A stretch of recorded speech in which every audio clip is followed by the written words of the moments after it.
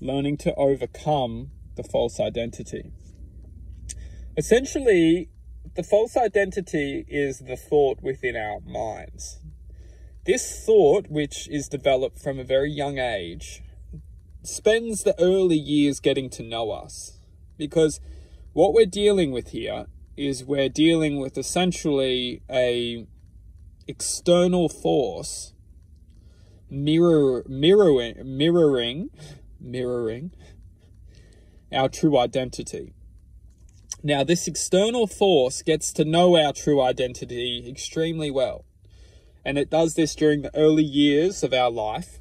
It gets to know ourselves. It gets to know the potential we are. And most importantly, it gets to know the path which we will walk in this life. Now, this outside identity or external force, essentially what it does is it mirrors our life in all aspects. And it essentially shines the light on our weaknesses, and it tries to draw out our potential whilst harnessing our potential for its own benefit. Now, when we start to examine our lives within this present moment, we will start to understand that we are either the reflection of the false identity, or we are living within our true identity. There is no in between. You know, we may be on the verge of like coming back to our true self and leaving the false identity, but there's no in between. We're either within our true identity or we're essentially living by the false identity. Now, aspects of the false identity are completely out of this moment. You know, they're either always thinking of within the future, because we're essentially living within the the false identity, which doesn't, the traits of the false identity are essentially living with outside of this moment, because within this present now moment lives the divine connection, and those who are connected to this present now moment are essentially connected with the greater self, or the divine knowing, or the infinite manifestation of infinite possibility, and ultimately that is disconnecting from the false identity.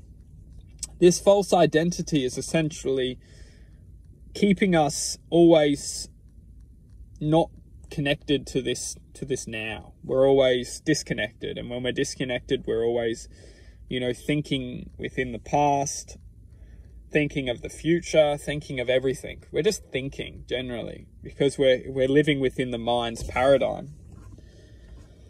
Now, the truth being is that when we actually start to understand that we need to slow things down a bit, because we're going at 1,000,000 miles an hour, but only within the mind. And when the mind's just constantly talking and going 1,000,000 miles an hour, we can never get off, because we're too afraid to get off, because we're going too fast.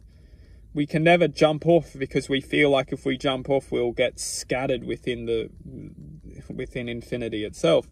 So what we need to do is we need to learn to slow down and learn to just calm things down, because ultimately we can't escape from this perception, because it keeps us going too fast. All these things we need to accomplish, all these things that we need to do, all these things that, we must achieve to either impress someone or gain connection to ourselves. But it's the ultimate illusion that the mind's telling us to follow.